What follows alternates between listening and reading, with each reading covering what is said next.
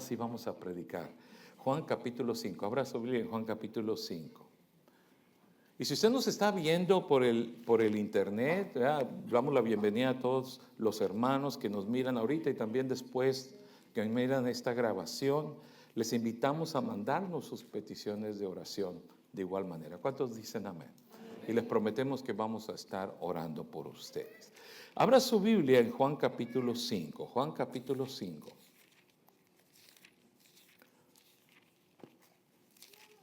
Todos se quedaron muy callados, ¿verdad? Juan capítulo 5. Cuando lo tenga, dígame. Juan capítulo 5.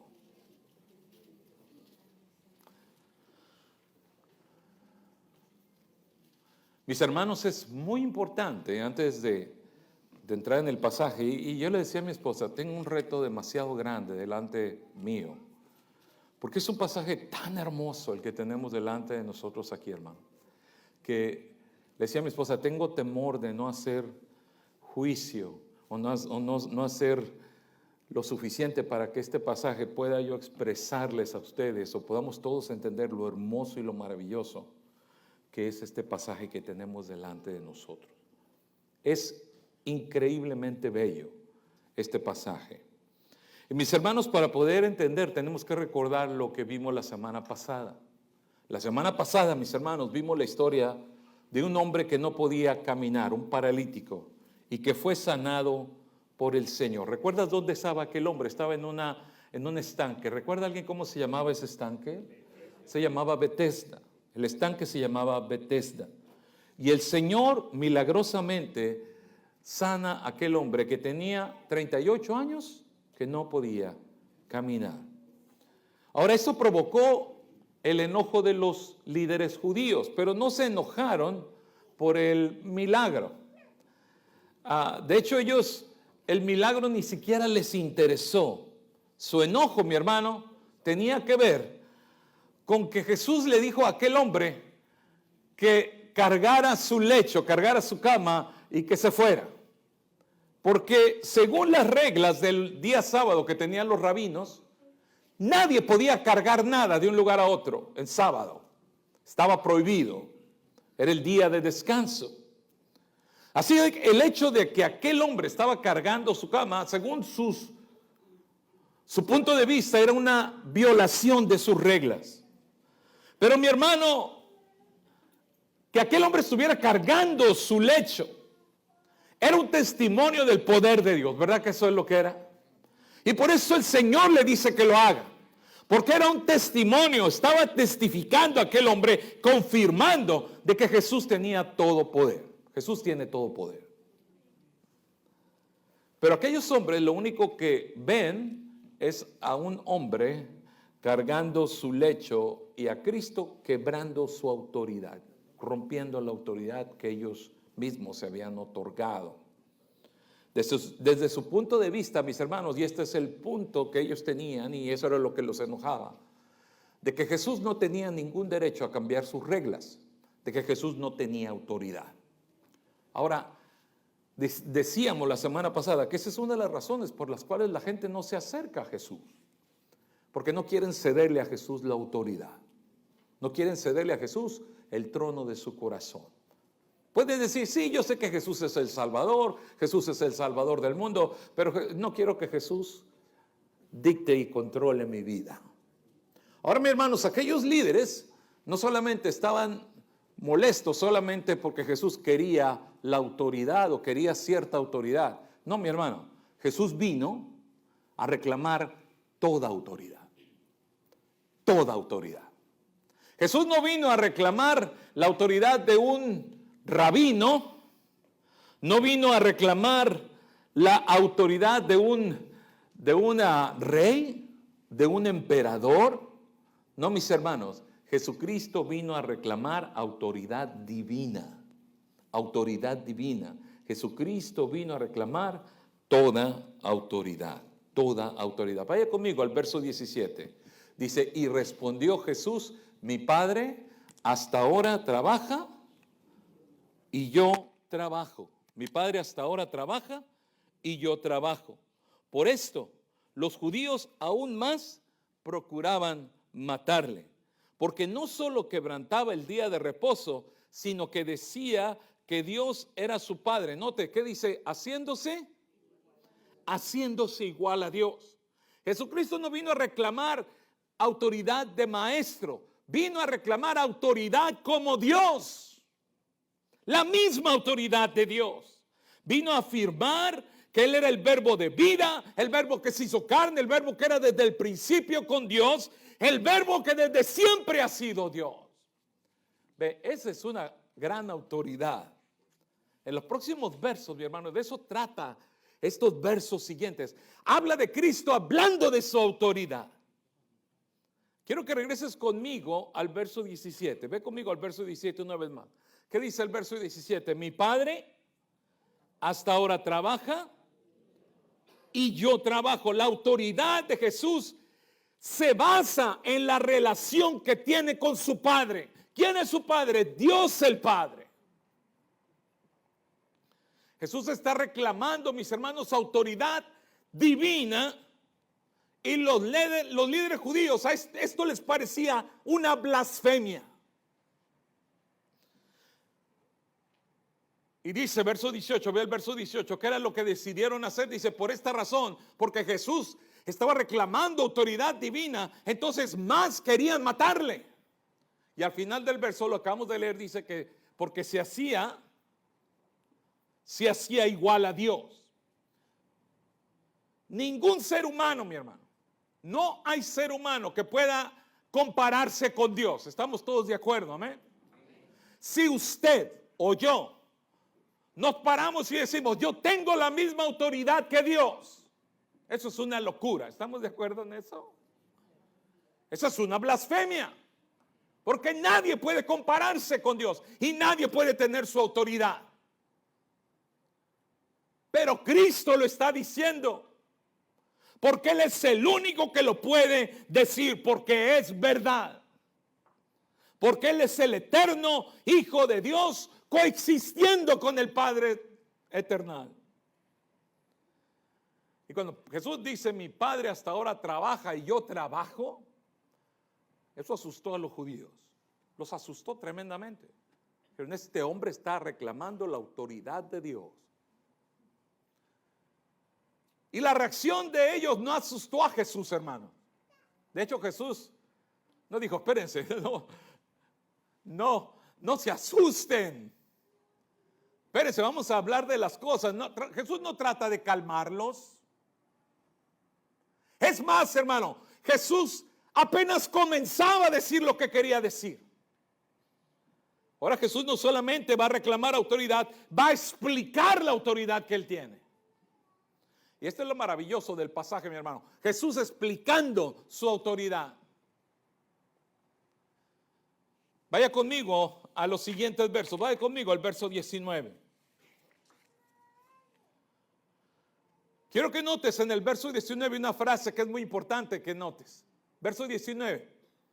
Dice, Jesús entonces respondió y dijo, de cierto, les digo. Esta frase es muy importante, hermano. Jesús la usa cuando va a decir algo que es extremadamente importante. En el original, si usted leyera el original, se lee amén, amén, amén, amén. Usted termina sus oraciones diciendo amén, ¿no es cierto? ¿Y qué es lo que está diciendo allí? Así sea, ¿verdad? No es solamente algo religioso que hacemos. Cuando terminamos nuestras oraciones y decimos amén, es una afirmación de fe. Que lo que acabamos de pedirle al Señor va a ser hecho porque el Señor escuchó mi oración y Él tiene poder. Y porque lo estoy pidiendo en el nombre de Jesús. Y por eso terminamos nuestras oraciones diciendo, así sea. O esto que acabo de decir es cierto. Y el Señor dice 2 veces amén. Es cierto. Esto es cierto, es cierto. Ahora quiero que note que no solamente lo dice aquí, lo dice en el verso 24. Nota el verso 24, es de cierto les digo. Y una vez más en el verso 25, una vez más comienza diciendo, de cierto. Entonces lo que vas a decir al Señor, el Señor Él quiere reclamar y afirmar y decir que lo que Él está diciendo, hermano, es completamente verdad. Y no tenemos por qué dudarlo. ¿Y de qué está hablando? Está hablando de su autoridad. Por eso yo les dije, este pasaje es bellísimo y es importantísimo que nosotros lo entendamos, lo que el Señor nos vino a decir. Ve el verso 19. Jesús nos va a decir, hermano, que Él tiene autoridad porque Él tiene una relación eterna con el Padre. Y luego les revela algo maravilloso. Dice, y yo, o sea, el Hijo, Él puede hacer todo lo que el Padre puede hacer. Todo lo que el Padre Celestial puede hacer, lo puede hacer el Hijo. Ve el verso 19. Respondió Jesús y les dijo, en verdad, así es, de cierto os digo, no puede hacer el Hijo nada por sí mismo, sino lo que ve hacer al Padre, porque todo lo que el Padre hace, también lo hace el Hijo igualmente. ¿Notaste la maravillosa relación entre los dos? Nada de lo que el Hijo hace, lo hace por sí mismo. O sea que todo lo hace en perfecta armonía con su Padre. La voluntad del Padre es la voluntad del Hijo. Así que el Hijo hace todo lo que hace el Padre. ¿Notaste? El Padre es todopoderoso. El Hijo es todopoderoso. En la escuela de discipulado, en una de las clases, se hablaba acerca de los atributos incomunicables de Dios. Si no sabe usted de los atributos incomunicables de Dios, venga a la escuela de discipulado. Estamos hablando de aquellas cosas que Dios es y que nadie más puede ser. Hay características, atributos de Dios que solamente Dios tiene. ¿Sabe qué es lo más maravilloso? Que cuando estudias la Biblia, tú puedes ver que esos atributos se le adjudican a Jesús. Porque Él es Dios, hermano. Porque todo lo que el Padre hace el Hijo. Las obras que Cristo vino a hacer en la tierra son las obras de Dios. El Hijo eterno reclama autoridad porque el Padre le da autoridad para dar vida. Ve el verso 20. Porque el Padre ama al Hijo. ¿Notas cuál es la relación que tiene el Hijo, el eterno Hijo de Dios con el Padre Celestial? Es una relación de amor. Porque el Padre ama al Hijo y le muestra todas las cosas que Él hace. Y mayores obras que estas le mostrará. De modo que vosotros os maravilléis. Note el verso 21. Es sumamente importante. Escuche. Porque como el Padre levanta a los muertos y les da vida, así también el Hijo a los que quiere, Él puede dar vida. Mi Padre hasta ahora trabaja y yo trabajo, dice Jesús. Y mi Padre tiene poder para dar vida. ¿Recuerdas en el Antiguo Testamento? ¿Alguien recuerda alguna historia en el Antiguo Testamento donde Dios a través de los profetas levantó un muerto? ¿Recuerdan eso? ¿Alguien recuerda el nombre de alguno de esos profetas? Ahí está alguno, ¿verdad? Elías, Eliseo también, ¿no es cierto? Y Dios mostró que tiene poder de levantar muertos. Y dice Cristo, yo puedo hacer las mismas obras. El Hijo hace las mismas obras que el Padre. Y el Padre Celestial le da la autoridad al Hijo de dar vida. ¿Recuerdan la historia de Lázaro? ¿Qué nos muestra la historia de Lázaro, hermano? Que el Hijo de Dios tiene poder ¿para qué? Para dar vida. Y en la historia de Lázaro, Cristo hace algo muy importante y muy específico. Elías ora, pide al Señor que haga el milagro. ¿Recuerdas? Jesucristo se para, ora con su Padre, pero después usa su voz. ¿Y qué le dice a Lázaro? ¿Recuerdas qué le dice a Lázaro? Lázaro, ven fuera. Ven fuera. Mi hermano, estamos leyendo un pasaje maravilloso donde Cristo está reclamando autoridad y dice, yo tengo autoridad sobre la vida y sobre la muerte. Autoridad sobre vida y sobre la muerte. Número 3, el Hijo eterno de Dios tiene autoridad para juzgar. Todo juicio se le ha dado al Hijo de Dios. Verso 22, porque el Padre a nadie juzga, sino que todo el juicio se lo dio ¿a quién? Se lo dio al Hijo de Dios. ¿Qué quiere decir, hermano? Que salvación y condenación están en el nombre de Jesús. No hay otro nombre dado a los hombres en que podamos ser salvos. Somos salvos por haber aceptado a Jesucristo. Y la persona que no es salva es porque rechazó a Jesucristo. A Él se le da el juicio. Él es redentor de aquellos que le aceptan como Salvador personal. Cristo tiene autoridad sobre vida y sobre muerte, y tiene autoridad sobre el destino eterno de cada uno. Si vas a pasar la eternidad con Cristo, es porque le has dado tu vida a Cristo y porque le aceptaste como Salvador personal. Jesucristo tiene autoridad sobre vida, sobre muerte, autoridad sobre nuestra salvación. Así que Él merece toda la gloria. Verso 23, léalo conmigo, leámoslo en voz alta. Léalo conmigo en voz alta. Dice, para que todos honren al Hijo como honran al Padre. Ahora, siga leyendo conmigo. El que no honra al Hijo, no honra al Padre que le envió. Y hermanos, los que están escuchando son judíos. Ellos se enorgullecían, se levantaban el cuello de que conocían perfectamente al Padre. Y Cristo los deja helados, los deja pasmados. Si no honran al Hijo, ustedes no están honrando al Padre. Qué hermosa enseñanza de Jesús. Mi hermano, el hecho de que Jesús tiene toda autoridad tiene consecuencias. Y tiene consecuencias para cada ser humano. Si Jesucristo tiene autoridad sobre vida, muerte y juicio y nuestra salvación, si mi salvación depende del nombre de Jesús, entonces eso tiene consecuencias enormes. Y Jesucristo habla de las consecuencias. Ve el verso 24.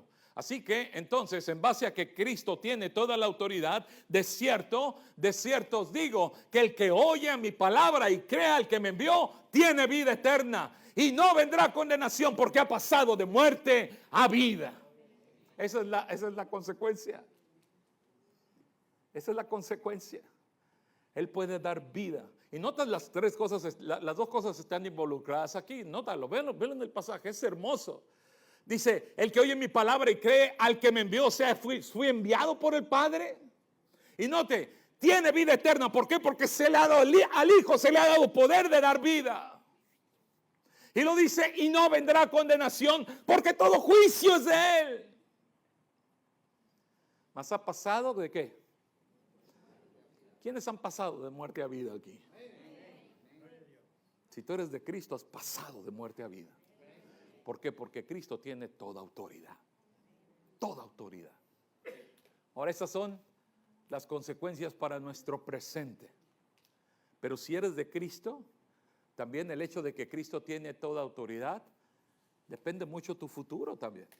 Tu futuro depende de Cristo. Porque un día, si el Señor no viene antes, todos vamos a morir. Eso no es fatalismo, es simplemente verdad. Todos vamos a morir si el Señor no viene antes. Pero nuestro futuro está asegurado en Cristo. Verso 25. De cierto os digo que viene la hora. Y lo dice Cristo algo muy interesante. Y ahora es. ¿Por qué? Porque el Señor está abriendo esta hermosa época, esta hermosa era, donde la salvación iba a ser ejecutada y expresada plenamente, lo que no pasaba en el Antiguo Testamento. El Señor vino a morir por los pecados de la humanidad. Dice, viene la hora, y la hora ahora es cuando los muertos oirán la voz del Hijo de Dios, y los que la oyeren vivirán. ¿A quién te recuerda este verso? ¿Te recuerda a Lázaro? ¿Te acuerdas lo que pasó con Lázaro? Lázaro, ven fuera. ¿Te imaginas un muerto escuchando la voz de Jesús? Algunos aquí Tienen el sueño tan pesado que no hay nada que los despierte, ¿verdad? Llovió anoche, tronó anoche, yo ni me di cuenta. Pero te imaginas el poder del Señor, la voz de la autoridad de Cristo, diciéndole a un muerto, levántate, y el muerto escuchando su voz. Ahora, mi hermano, Lázaro solamente es el primero, es un ejemplo de lo que Cristo va a hacer con todos. Eso es lo maravilloso. Lázaro no es un evento único, es solamente el principio. Todos un día escucharemos su voz. Siga leyendo conmigo. Verso 26. Porque como el Padre tiene vida en sí mismo, así también ha dado al Hijo el tener vida en sí mismo. Siga leyendo. Y también le dio, ponga mucha atención a esto, le dio autoridad de hacer juicio, una vez más, vida y juicio, por cuanto es, ¿quién? El Hijo del Hombre. Esto, hermano, es muy importante. Esto es un título mesiánico, es un título del Mesías en el libro de Daniel. Es sumamente importante por lo siguiente. Siga leyendo conmigo. No os maravilléis, verso 28, de esto, porque vendrá hora cuando todos los que están en los sepulcros oirán su voz. Y los que hicieron lo malo saldrán a resurrección de vida, mas los que hicieron, lo bueno a resurrección de vida, y los que hicieron lo malo a resurrección de condenación. Entonces no solamente los creyentes van a oír su voz. ¿Qué dijo el Señor? Todos. Ahora, lo que está haciendo el Señor, mis hermanos, Él está citando, Él está refiriéndose a la profecía de Daniel. Daniel profetizó esto. Vaya conmigo a Daniel. Vamos a leer Daniel, capítulo 12, verso 2. Y muchos de los que duermen en el polvo de la tierra, esto dijo Daniel, muchos de los que duermen en el polvo de la tierra serán despertados. ¿Notaste qué dice Daniel que va a pasar con ellos? ¿Van a ser qué? Despertados. Unos para vida eterna y otros para vergüenza y confusión eterna. Quiero que notes que dice Daniel que muchos en el polvo de la tierra serán despertados. Daniel nos dice que ellos serán despertados y Cristo toma este pasaje y nos dice cómo van a ser despertados. ¿Sabes cómo van a ser despertados? Regresa conmigo al verso capítulo Juan 5, 28. No os maravilléis de esto, porque vendrá hora cuando todos los que están en los sepulcros van a escuchar su voz. ¿Sabes cómo van a ser despertados? Con la voz del Señor. ¿Qué día va a ser eso? No creo. ¿Recuerda lo que le dijo el Señor a Lázaro? Lázaro, ven fuera. ¿Estás listo para escuchar eso? Abraham, ven fuera. María, ven fuera. Esther, ven fuera. Y nadie, hermano, nadie va a poder resistir su voz. Todos van a ser levantados. Unos para gloria eterna y tristemente, otros para condenación eterna. Esta es la autoridad que tiene Jesús, hermano. Su autoridad es tan grande que la Escritura nos acaba de decir que nadie va a poder resistir su voz. ¿Por qué no escuchas la voz de Dios hoy? ¿Por qué resistes la voz del Señor hoy? Hay gente que escucha de Cristo una y otra vez y saben del Señor, pero no se quieren entregar a Él. No se quieren entregar a Él. Y no se dan cuenta de que la Biblia dice que hoy o en el futuro, pero todos van a escuchar su voz. Desgraciadamente para algunos ya va a ser demasiado tarde. Porque el Señor los va a levantar, dice la Escritura, y lo acabamos de leer, para condenación eterna. Así que te invito a que escuches la voz del Señor hoy. Y no resistas su voz. El Señor te está llamando. Y el Señor nos dice: el que viene a mí, yo no le echo fuera. ¿Eres salvo? ¿Tienes a Cristo en tu corazón? Si tú no puedes con toda honestidad decir: yo estoy seguro, segura de que soy salvo, entonces, ¿qué esperas? ¿Qué te ha dado el mundo que sea tan valioso? Jesucristo te ofrece vida eterna. Vida eterna hoy. Vida y vida en abundancia. Venid a mí, dice el Señor, los que estéis trabajados, los que están cargados, porque yo te quiero hacer descansar, dice el Señor. ¿Por qué no obedeces a su voz hoy? ¿Qué te parece este discurso del Señor? ¿No te parece maravilloso? Es increíble, hermano. Es un discurso increíble, maravilloso.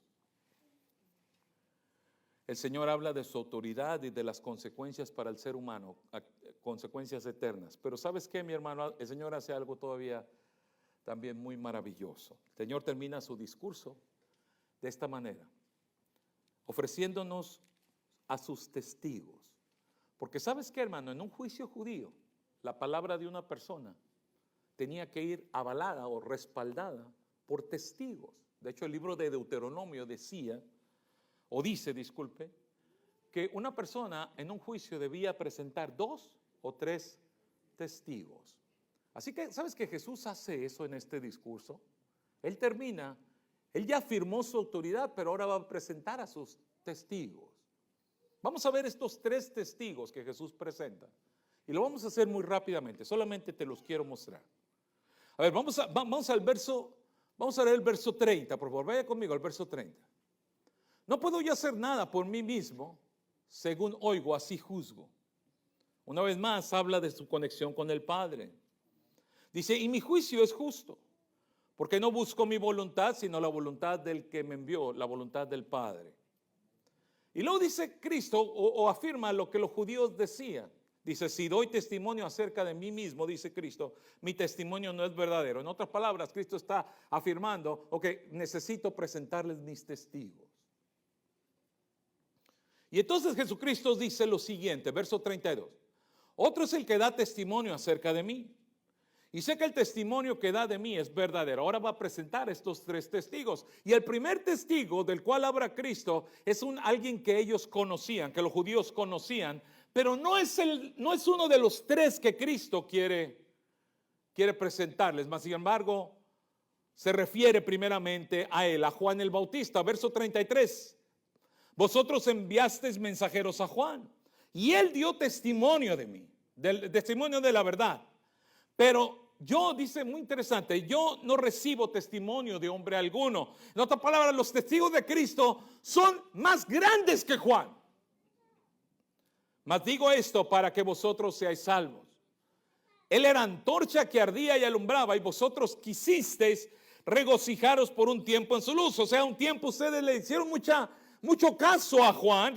Pensaban algunos de ustedes que Juan tal vez era el Mesías, pero él no es mi testigo. Aquí está el primer testigo de Cristo, verso 33, 36. Véalo con atención. Mas yo tengo, ¿qué dice? Mayor testimonio que el de Juan. ¿Cuál es el primer testigo de Cristo? Porque las obras que el Padre me dio para que cumpliese, las mismas obras que yo hago, dan testimonio de mí, de que el Padre me ha enviado. Su primer testigo son sus milagros, sus obras. Lo que él hacía daba testimonio de quién era él. Segundo testigo, ve el verso 37. ¿Cuál es el segundo testigo que presenta Cristo? Recuerda, el libro de Deuteronomio exigía 2 o 3 testigos. Cristo presenta 3 testigos. El primero son las obras que él hacía. El segundo, también, verso 37, el Padre que me envió ha dado testimonio de mí. Dios mismo es mi testigo. Nunca habéis oído su voz, ni habéis visto su aspecto, ni tenéis su palabra morando en vosotros, porque a quien él envió vosotros no creéis. ¿Recuerdas cuando Jesús fue bautizado? que descendió al agua. ¿Qué es lo que sucedió? Recuerda, se oyó una voz del cielo. ¿Qué decía la voz del cielo? Este es ¿quién? Mi Hijo amado. El testimonio del Padre. El tercer testigo que Cristo presenta, verso 39. ¿Estás ahí conmigo, hermano? ¿Cuál es el tercer testigo? ¿Ya lo descubriste? ¿Cuál es el tercer testigo? La bendita palabra de Dios. Escudriñad las Escrituras. Dice, porque a vosotros os parece que en ellas tenéis la vida eterna, y ellas son las que dan testimonio de mí. Jesucristo tiene toda autoridad. Y Jesucristo lo confirmó diciendo, estos son mis tres testigos. Las obras que ustedes me ven hacer, Dios el Padre mismo confirmó quién soy yo. Y las Escrituras mismas hablan de mí. Hermano, hay tantas profecías en el Antiguo Testamento que confirman quién es Jesucristo. Y como toda buena predicación y discurso, Jesucristo termina con una poderosa aplicación. Vamos a leer juntos, vaya conmigo al verso 41. Quiero que vea el final del discurso de Jesús. El discurso de Jesús termina con Jesucristo confrontando a sus oidores. Ve el verso 41. Verso 41. Vamos al verso 41, hermano. Gloria de los hombres no recibo. Por supuesto, no le querían dar la gloria a ellos. Dice, mas yo conozco que no tenéis amor de Dios en vosotros. Esa es la razón por la cual ustedes no me dan la gloria, porque el amor de Cristo no está, el amor de Dios no está en ustedes. Yo he venido en nombre de mi Padre y no me recibís. Si otro viniera en su propio nombre, a ese recibiréis. ¿Cómo podéis vosotros creer? Pues recibís gloria los unos de los otros y no buscáis la gloria que viene del Dios único. No penséis que yo voy a acusaros delante del Padre. Hay quien os acusa, Moisés. Es en quien tenéis vuestra esperanza, porque si le creyeran a Moisés, me tendrían que creer a mí. Porque de mí escribió Moisés. Porque de mí escribió él. Pero si no creéis en sus escritos, ¿cómo van a creer en mis palabras? Aquellos hombres que se creían conocedores de la ley de Moisés, al derecho y al revés, no se habían dado cuenta que todo lo que está escrito en el Antiguo Testamento apunta al Mesías. Y Jesús les dice, no se han dado cuenta de que de mí fue el que escribió Moisés. Mi hermano, Jesucristo tiene toda autoridad. Yo no sé cómo vives tu vida día a día, pero yo sé que a veces nos sentimos tan ofuscados por tantas cosas que pasan. Escuchamos noticias, escuchamos cosas que a veces nos alarman. Hermanos, Jesucristo tiene toda autoridad. Ayer estaba yo reflexionando en esta increíble experiencia que pasamos juntos, hermanos. COVID.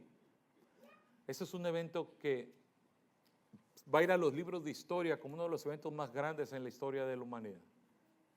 Hermanos, 7 millones de personas perdieron la vida.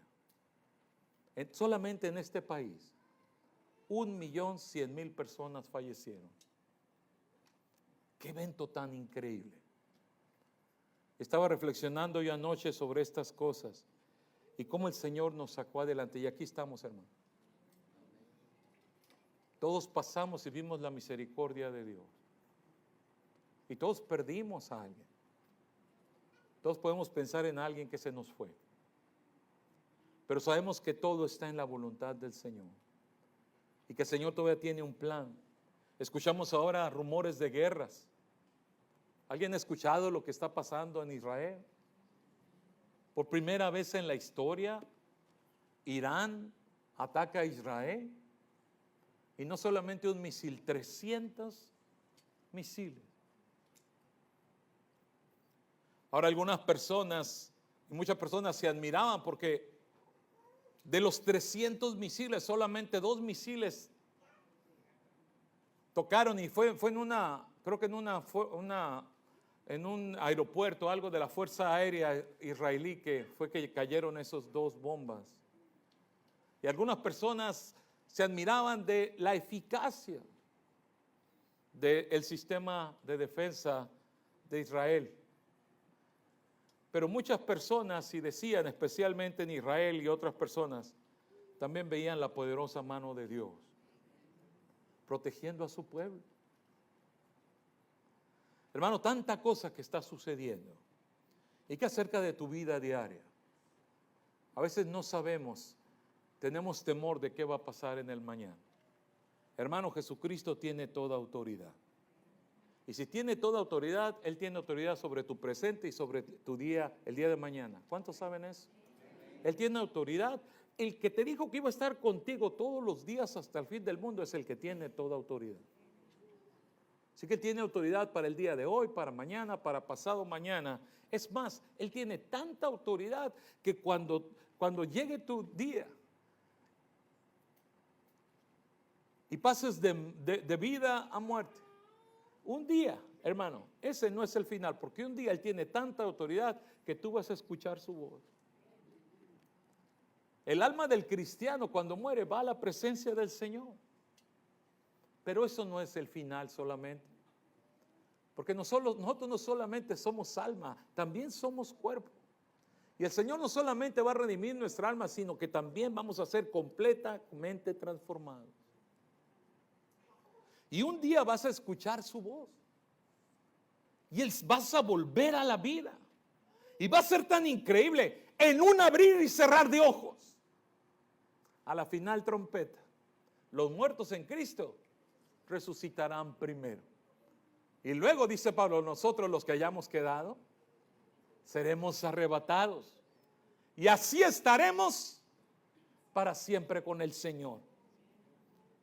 Si el Señor puede hacer eso, si el Señor puede levantarte de los muertos, mi hermano, el Señor tiene toda autoridad sobre lo que estás pasando. Así que, ¿de qué tienes que temer? ¿De qué te preocupas? Confía en el Señor. Él tiene toda autoridad. Inclina tu rostro, vamos a orar.